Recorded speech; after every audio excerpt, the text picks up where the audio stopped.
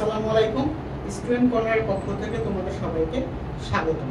আমি সাব্বির হোসেন, মান্নাত ইন্টারন্যাশনাল ইউনিভার্সিটির স্টুডেন্ট। আজকে আমরা আলোচনা করব পটাশিয়াম পারম্যাঙ্গানেট আর FeSO4 এর জারণ বিজারণ সম্পর্কে। প্রথমে আমাদের জানতে হবে জারণ কি, বিজারণ কি, এই দুটো জিনিসের সাথে আমাদের পরিচিত হতে হবে।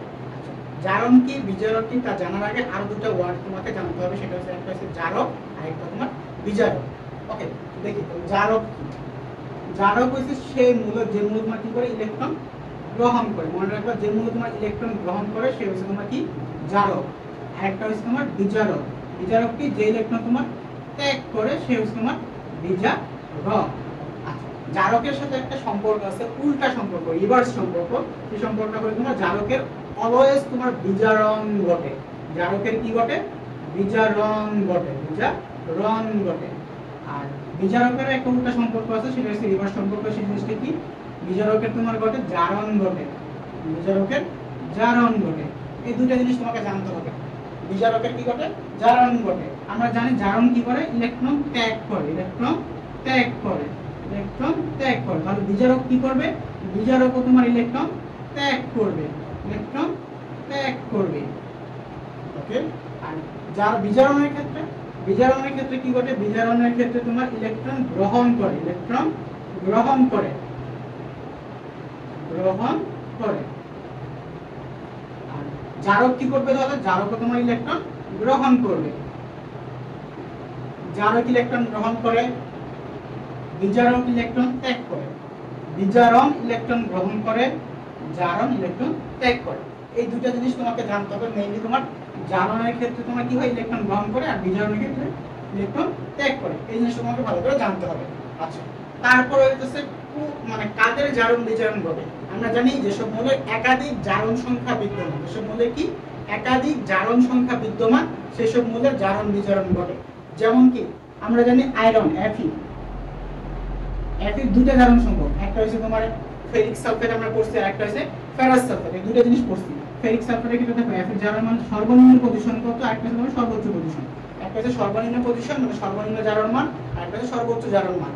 Fe এর ক্ষেত্রে সর্বনিম্ন জারণ মান হচ্ছে তোমার +2, আর সর্বোচ্চ জারণ মান হচ্ছে তোমার +3। ম্যাঙ্গানিজের ক্ষেত্রে সর্বনিম্ন জারণ মান হচ্ছে তোমার +2, আর সর্বোচ্চ জারণ মান হচ্ছে তোমার +7। ক্রোমিয়ামের ক্ষেত্রে সর্বোচ্চ জারণ মান হচ্ছে তোমার +3, আর সর্বোচ্চ জারণ মান হচ্ছে তোমার +6। এরকম বিভিন্ন মৌলে আরো অনেক জারণ মান আছে, সেগুলো তোমাকে শিখতে হবে, একটু জানতে হবে।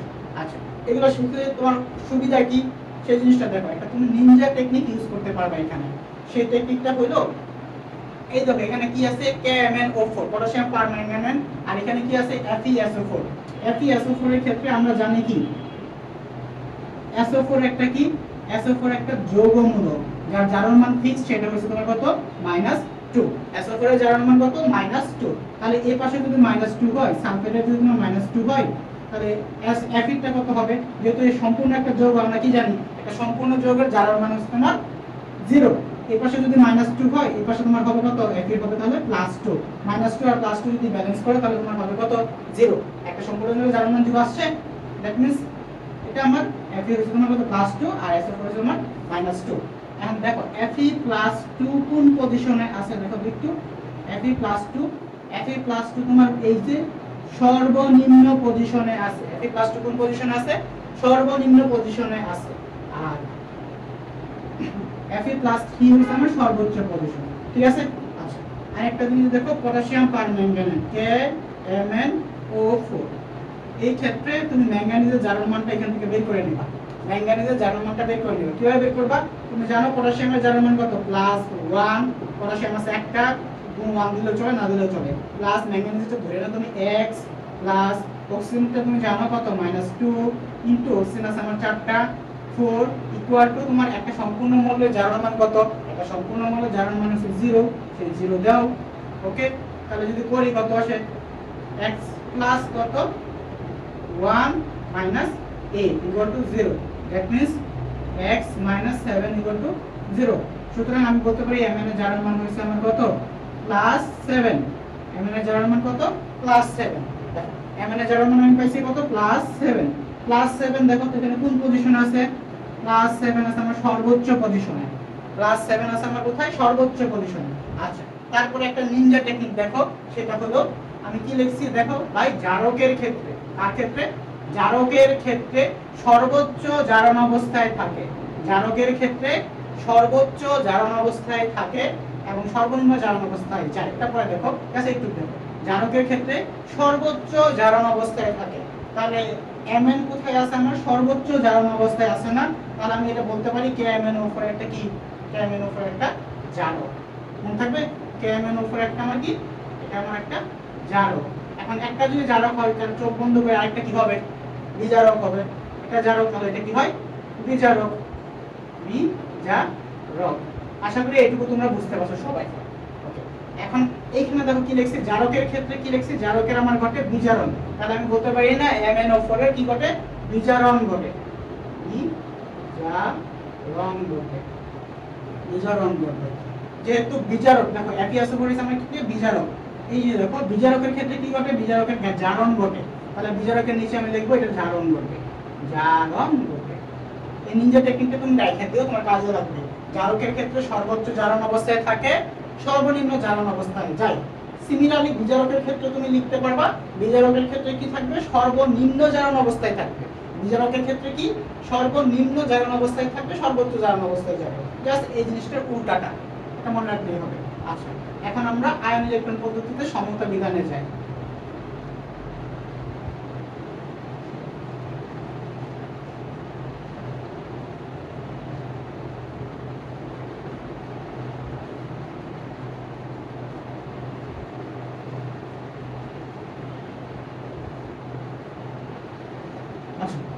দেখো KMnO4 আর আছে FeSO4। আমরা এখন লিখি জারণ অর্ধবিক্রিয়া, জারণ অর্ধবিক্রিয়া, অর্ধবিক্রিয়া। এখানে কিছু জিনিস আছে সেটা তোমাকে জানতে হবে। সেই জিনিসগুলো হচ্ছে তোমার দর্শক আয়ন। দর্শক আয়ন তোমার ক্লাস 9 10 থেকে পড়ে এসেছো, ছোট ক্লাস থেকে। যারা তোমার কি রাসায়নিক বিক্রিয়ায় অংশগ্রহণ করে না তারা হচ্ছে তোমার কি দর্শক আয়ন। এখানে দর্শক আয়ন হিসেবে তোমার আছে FeSO4, FeSO4 আর একটা আছে তোমার হচ্ছে পটাশিয়াম, FeSO4 আর হচ্ছে তোমার পটাশিয়াম। এই দুটো জিনিস তোমার যখন অর্ধবিক্রিয়া লিখবা, এই দুটো জিনিস তোমার কি বাদ দিয়া লিখতে হবে।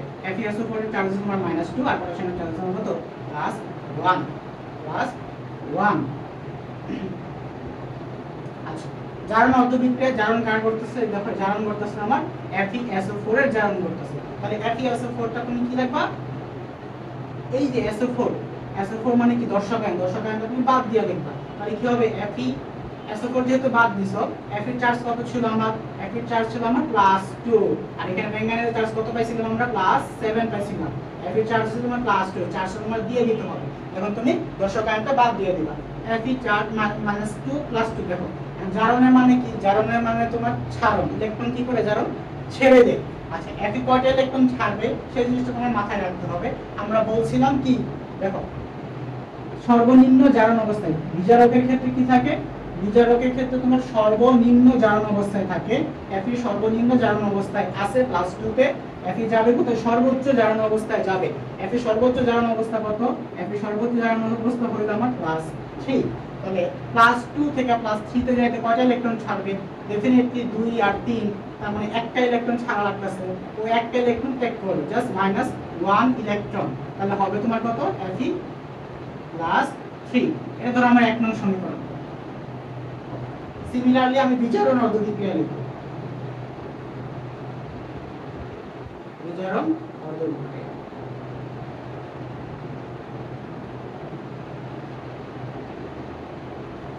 বিজারণ অর্ধবিক্রিয়া কার বিজারণ করতেছিল জানি, এই যে এখানে বিজারণ করতেছিল কার, পটাশিয়াম পারম্যাঙ্গানেটের বিজারণ করতেছিল।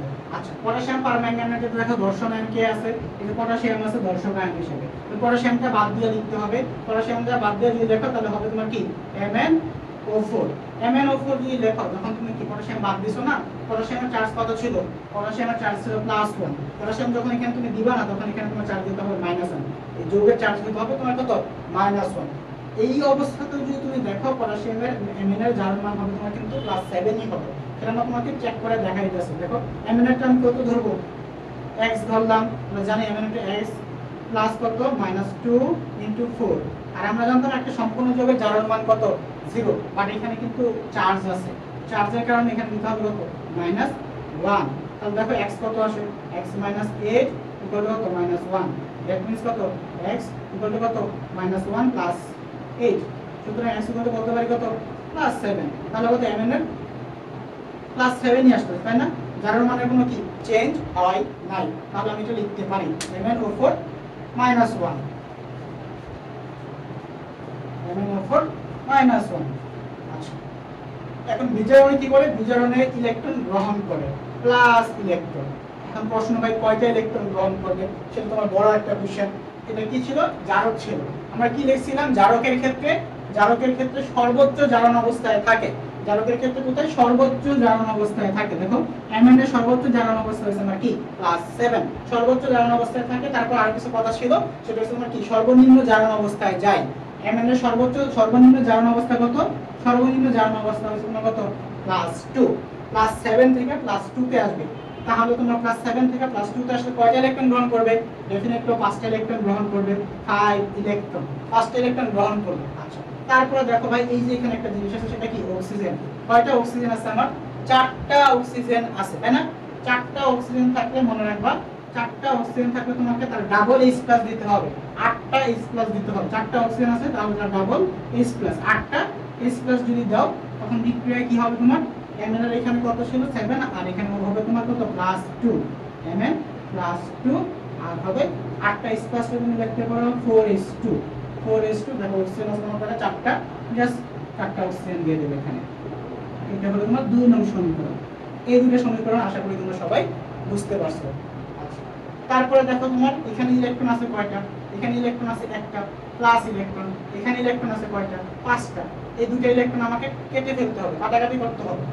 তাহলে আমাকে 1 নংকে 5 দ্বারা গুণ করা লাগবে, 1 নংকে কয় দ্বারা 5 দ্বারা গুণ করা লাগবে, আর তার সাথে 2 নং তোমার যোগ করলেই হয়ে যাবে।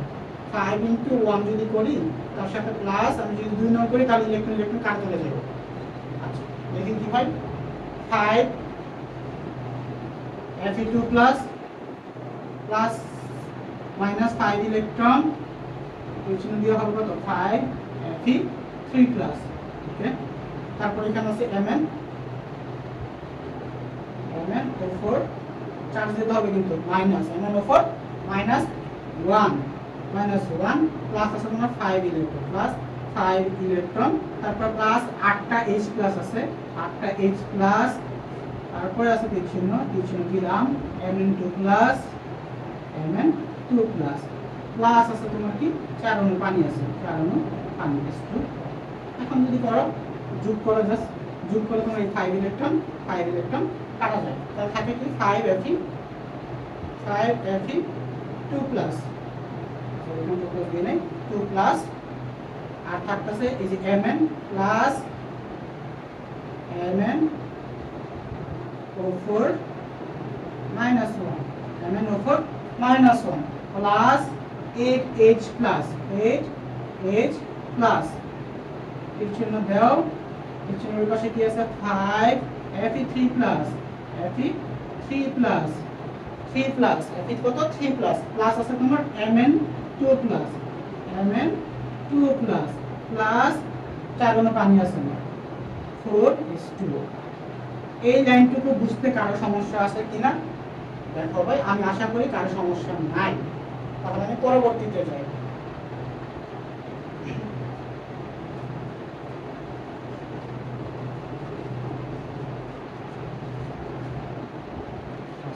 পরবর্তীতে কাজ হয়েছে তোমার, দেখো এখানে কি আছে Fe2 প্লাস আছে, mn O4 -1, 8টা H+ আছে, 5Fe3 প্লাস আছে, mn2 প্লাস, আর আছে 4 অণু পানি। এখানে দেখো চার্জ আছে, এখানেও কি চার্জ আছে।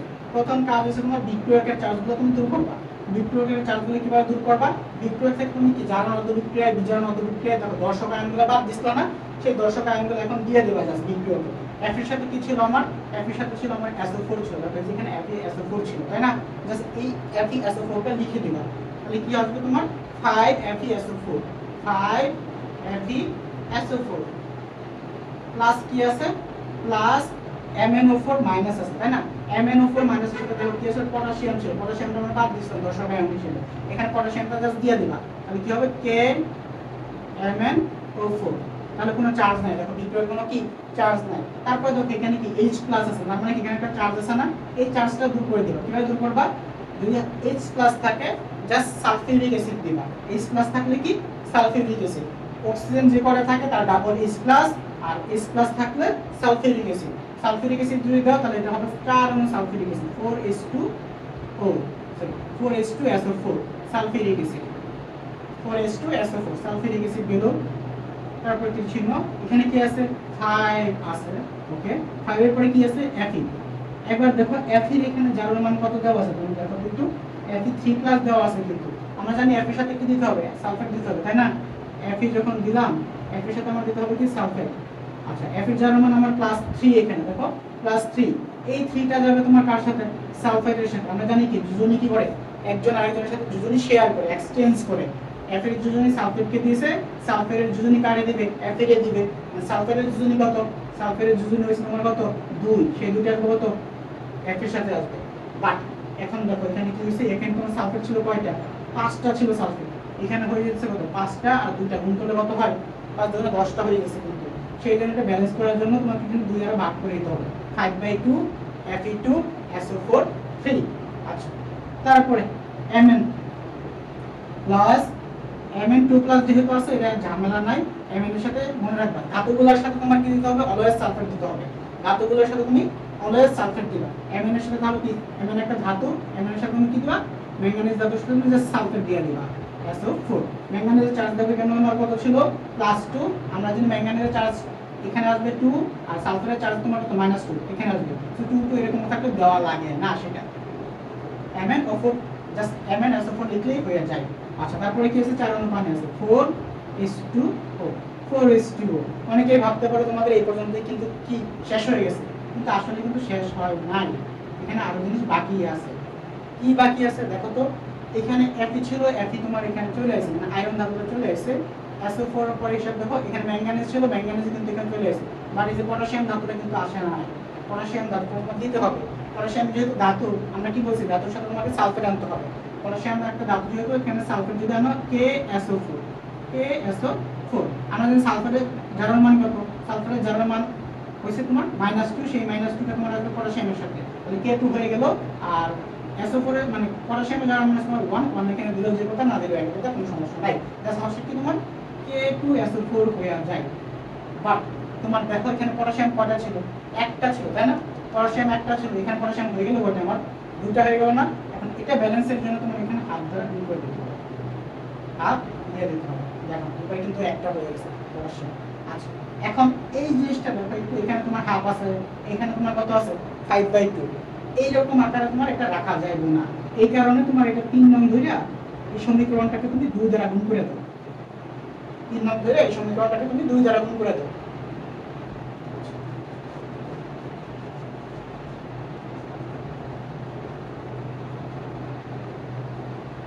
দেখো ভাই আবার আমি বলতেছি, এখানে তোমার কি ছিল, এখান থেকে শুরু করতেছে আবার।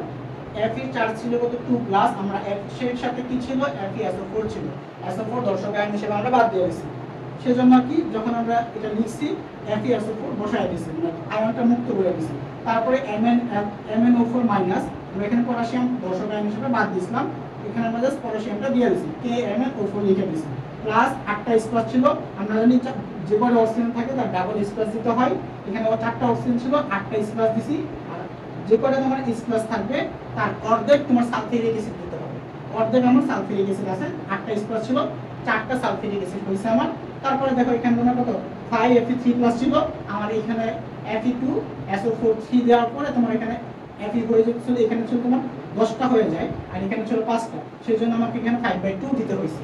আচ্ছা তারপরে এখানে Mn ও ধাতু, এটার সাথে আমার কি দিতে হয়, সালফেট দিতে হয়, ধাতুর সাথে সালফেট দিতে হয়। তারপরে Mn এর চার্জ কত, এখানে তোমার +2, আর সালফেটের চার্জ কত -2, সো ব্যালেন্স হয়ে যায়, সেজন্য এখানে আর কোনো কিছু দেওয়া হয় নাই।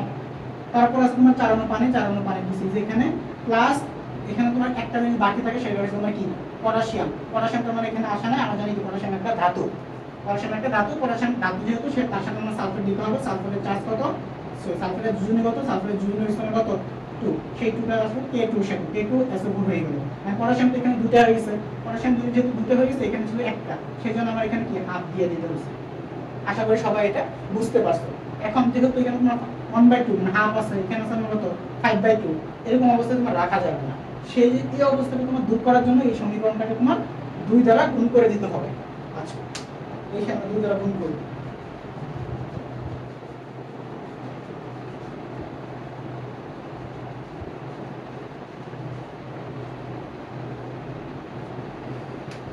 আচ্ছা, 2 দ্বারা যদি গুণ করি তাহলে এখানে 5টা FeSO4 ছিল, তাহলে 5 দুগুণে কত হয় 10টা FeSO4 হয়ে যাইতেছে আমার, প্লাস 2KMnO4 হবে, প্লাস 4টা H+ ছিল, তাহলে আমার H+ মানে 4টা সালফিউরিক অ্যাসিড ছিল, দেখো এখানে এটা হয়ে যাবে তাহলে কত 8টা, 4 দুগুণে 8 H2SO4, 8টা সালফিউরিক অ্যাসিড হয়ে গেল। তাহলে আমার এখানে 5/2 তার সাথে যদি 2 গুণ করো, 5/2 এর সাথে 2 গুণ করলে তোমার জাস্ট এখানে হবে 5 5 কত Fe2, 5 দুগুণে 10টা, এটা আয়রন এখানে 10টা ছিল, এখানে আমার কি 10টা হয়ে গেল।